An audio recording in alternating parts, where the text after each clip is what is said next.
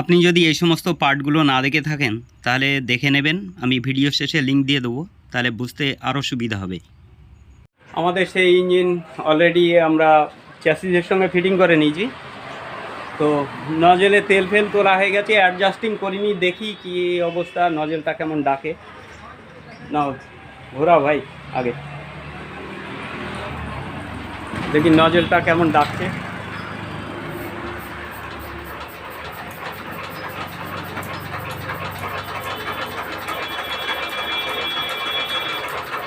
না হ্যাঁ হ্যাঁ হ্যাঁ হ্যাঁ হ্যাঁ দেখেছি এবার আমারও। হ্যাঁ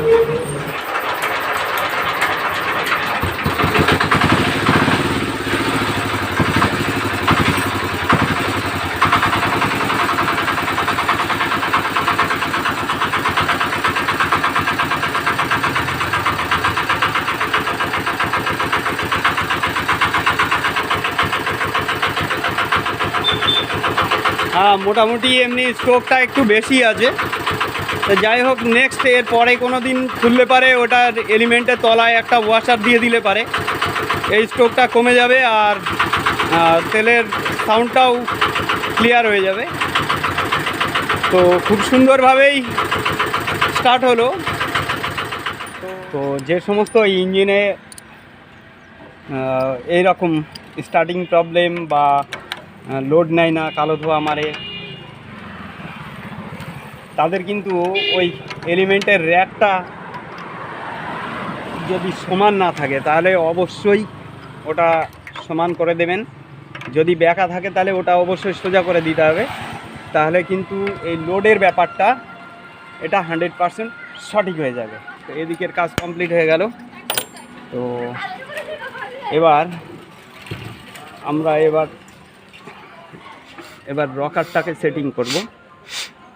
রকারটাকে সেটিং করতে গেলে আমাদের পুশ রড দুটো দিয়ে দিতে হবে। দেওয়ার পরে এই যে ট্যাপিট যেহেতু ক্ষয়ে গেছে না, এইখানটায় কিন্তু আমরা ওই পিলার গেজটা ব্যবহার করতে পারবো না, এটা আমাদের আন্দাজেই করতে হবে।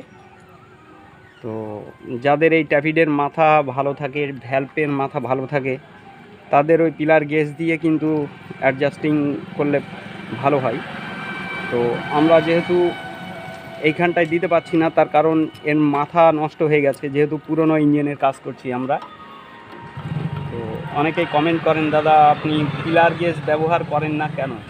তো পিলার গেজ ব্যবহার আমরা যেখানে যেটা দরকার সেখানে সেটা করি, তার কারণ যেহেতু পুরনো ইঞ্জিনের কাজ করি আমরা। তো অতএব আমাদের বিভিন্ন রকমের সমস্যার সম্মুখীন হতে হয়।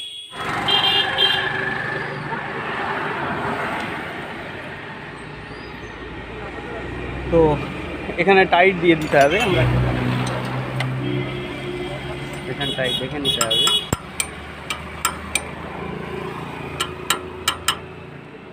আমরা খোলার সময় দেখে নিয়েছি যে ভ্যালভটা চেপে ছিল। তো চেপে থাকলে পারে সমস্যা হচ্ছে। আমরা টাইটটা দিয়ে নিই। তো চেপে থাকলে সমস্যাটা কি হয়, ভ্যালভ লিকেজ করে, তো এতে করে স্টার্টিং প্রবলেম চলে আসে। সবার আগে আমরা এখান থেকে ছেড়ে দেবো, ছেড়ে দিয়ে এই যে কতটা ছেড়ে দিল এটাও ছেড়ে দিতে হবে।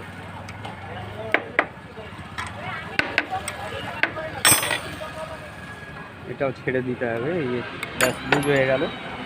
এইবার আমাদের এইখানটায় দেখতে হবে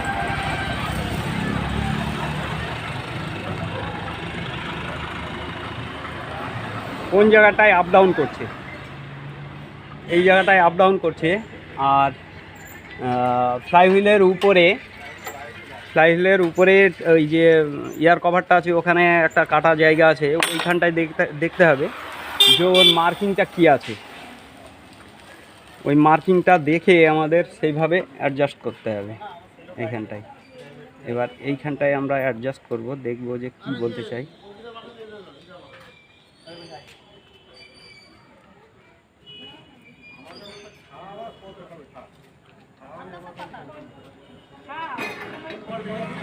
হ্যাঁ ঠিক আছে, মোটামুটি এর ক্লিয়ারটা ঠিক আছে। ব্যাস,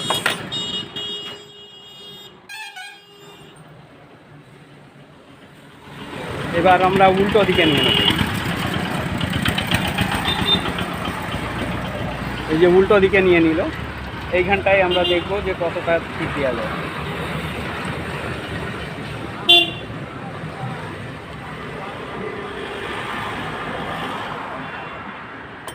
এখানে ক্লিয়ারেন্স মোটামুটি ঠিক আছে, যেহেতু পুরনো ইঞ্জিন এইখানটাই আপনার আইডিয়া মতো আপনি করে নেবেন, ওইটাই ভালো হবে।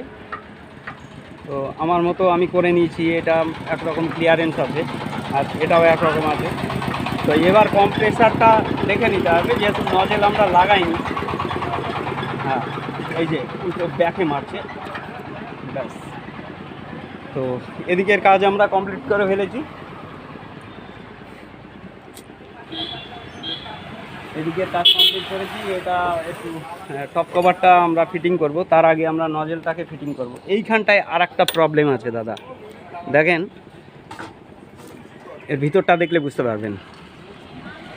এই দেখেন, নজেল যখন হেডটা নতুন লাগিয়েছে, নতুন ফিটিং করেছে, তা সেই সময় কিন্তু এই দেখেন নজেলের এক সাইডে কার্বন পড়ে রয়েছে, মানে কালি হয়ে রয়েছে, আর একদিকে চকচক করছে, একদিকটায় চকচক করছে, মানে নজেলটা ফিটিং হয়েছে একটু টেরা হয়ে, মানে এইখানটার থেকে লিকেজ করেছে অবশ্য কম্প্রেসারটা।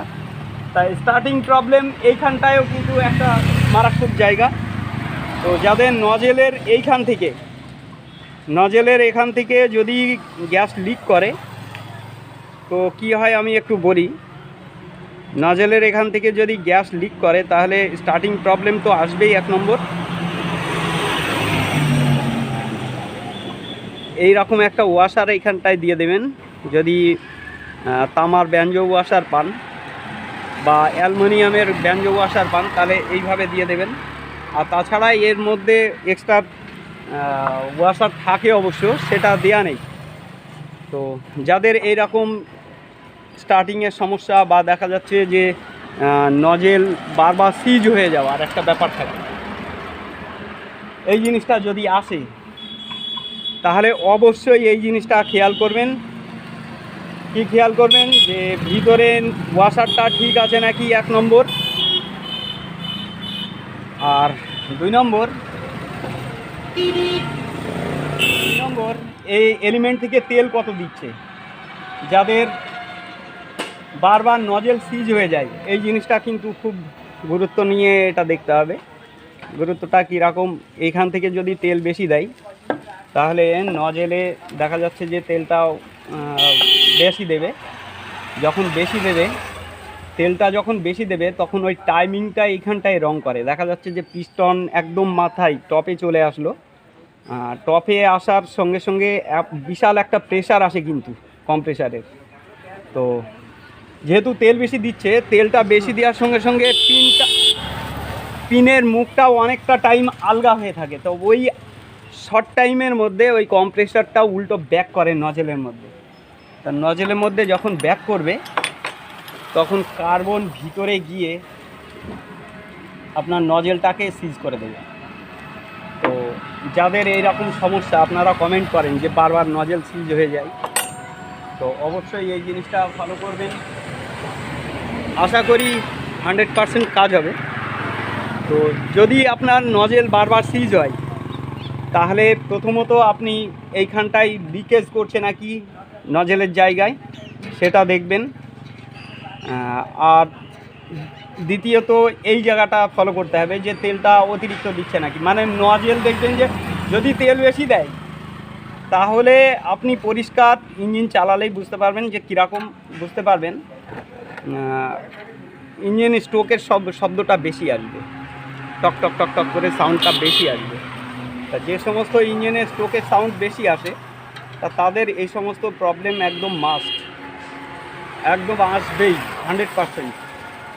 তো আশা করি বুঝতে পেরেছেন। তো সবার আগে আপনাকে এই নজেলের জায়গাটা সঠিকভাবে টাইট দিতে হবে। অনেকের এই স্ট্যাকের জায়গাটা নষ্ট হয়ে যায় হেডের, তারপরে এই স্ট্যাক নষ্ট হয়ে যায়, সঠিকভাবে টাইট দিতে পারে না। এতে করে নজেল সঠিকভাবে না টাইট হওয়ার কারণে সাইড দিয়ে কম্প্রেসার লিকেজ করে। আর লিকেজ করলেই মনে করবেন যে এই সমস্যাগুলো আসবেই। তো এদিকে আমরা আমাদের পজিশান মতো নজেলটা ফিটিং করে দিয়েছি। এটা খুলতে হবে প্রেসার পাইপটা, যেহেতু কভারটা ফিটিং করব। এবার আমরা এই ট্যাপিড কভারটাকে ফিটিং করে দেবো। ব্যাস, এখন বর্তমানে ঠান্ডার ওয়েদার, এখন শীতকাল, তো এমনিতেই বাতাস ঠান্ডা থাকে। তো এই সিলিন্ডারের ভিতরে যে বাতাসটা আসে, বাতাসটা থাকে, পিস্টনের কাজ কি, পিস্টন ওই বাতাসটাকে সামনে নিয়ে এসে এক জায়গায় সংকুচিত করে ফেলে। সংকুচিত যখনই করবে সেই সময় বাতাসটা প্রচণ্ড গরম হবে। তো প্রচণ্ড গরম হলেই যে সময় একদম টপে নিয়ে চলে আসে বাতাসটাকে, ছোট্ট জায়গায় নিয়ে চলে আসে, এত বড় সিলিন্ডারের বাতাসটা ছোট্ট একটুখানি জায়গায় নিয়ে চলে আসে এক জায়গায়। তা ওই টাইমে তাহলে বাতাসটা কীরকম, কতটা গরম হতে পারে, কতটা হিট হতে পারে আপনি কল্পনা করতে পারবেন।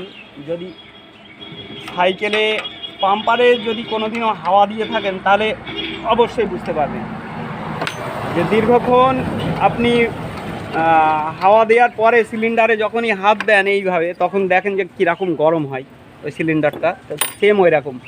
তো প্রচুর পরিমাণে যখন গরম হবে ওই টাইমটায় নজেলের কাজ শুরু হবে।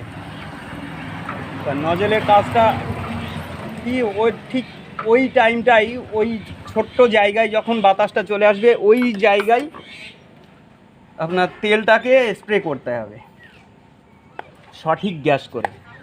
আর যদি সঠিক টাইমে না দিতে পারে তাহলে স্টার্ট হবে না। আর দ্বিতীয়ত ওই ছোট্ট জায়গায় যখন নিয়ে আসবে, ছোট্ট জায়গায় যখন বাতাসটা নিয়ে আসবে, ইনকেস দেখা যাচ্ছে যে কোনো জায়গা দিয়ে লিকেজ করলো, তাহলে লিকেজ করলে কি হবে, বাতাসটা যে পরিমাণে গরম করার কথা ছিল সেই গরমটা করতে পারবে না। এর জন্যে স্টার্টিংয়ের প্রবলেমটা আসে। সে যেদিকেই হোক, দেখা যাচ্ছে যে ভ্যালভের জায়গা দিয়েও লিকেজ করলে পারে এই সমস্যা আসবে, নজেলের জায়গা দিয়ে লিকেজ করলেও ওই সমস্যা আসবে, বা রিং হয়ে গেলে পারে রিংয়ের ভিতর দিয়ে যখন ভিতরে বডির ভিতরে কম্প্রেসার চলে যাবে সেই টাইমেও যদি ওই রকম লিকেজ করে তাও কিন্তু স্টার্টিংয়ে প্রবলেম আসবে। এটাই হচ্ছে মূল বিষয়। কম্প্রেসারটাকে লিকেজ করতে দিলে হবে না, তাহলে কিন্তু ওই ইঞ্জিন স্টার্টিংয়ের প্রবলেম আসবে। যদি লিকেজ বন্ধ করতে পারেন যেভাবেই হোক, সে সিলিন্ডার পিস্টন পাল্টিয়ে হোক, ভ্যালভের কাজ করে হোক, আর এই সমস্ত নজেলের জায়গা ফাইগা বা হেডের যে জয়েন্ট আছে, হেড আর সিলিন্ডারের ভিতরে যে জয়েন্ট আছে ওই জয়েন্টের জায়গা লিকেজ বন্ধ করে হোক, যদি এইগুলো আটকাতে পারেন তাহলে 100% সকালবেলায় আপনার স্টার্টে একদম দুর্ভোগ হবে না। তো যে সমস্ত ইঞ্জিনের এই সমস্ত জায়গাগুলো ঠিক থাকে তাদের ইঞ্জিনের স্টার্টিং প্রবলেমটা দেখা যায় না। আর যাদের দেখা যাচ্ছে সব কিছু কাজ করার পরেও এই সমস্ত স্টার্টিংয়ের প্রবলেম আসছে, তো একদম 100% ধরে নেবেন যে কোনো না কোনো জায়গা দিয়ে কম্প্রেসার লিকেজ করছে, আর না হলে পারে তেলটা সঠিক টাইম মতো দিচ্ছে না, না হলে তেল যতটা দেওয়ার কথা ততটা দিতে পারছে না। এই সমস্ত প্রবলেমগুলো যদি আপনি অ্যাভয়েড করতে পারেন তাহলে কিন্তু আপনার ইঞ্জিনে কোনো রকম স্টার্টিং প্রবলেম আসবে না। তো একটা মেকানিকের এই জায়গাটাই তার অভিজ্ঞতা, যে কোন জায়গার থেকে কিভাবে কি হচ্ছে এইটাই ধরতে হবে, ধরে নিয়ে কাজটা করতে হবে, এই হচ্ছে বিষয়। তো আমাদের ইঞ্জিনের কাজ আমরা টোটালি কমপ্লিট করে ফেলেছি, এইবার আমরা স্টার্ট দেবো। তা চলুন। চ্যাসিসের মধ্যে ফিটিং করি, করে আমরা স্টার্ট দেবো।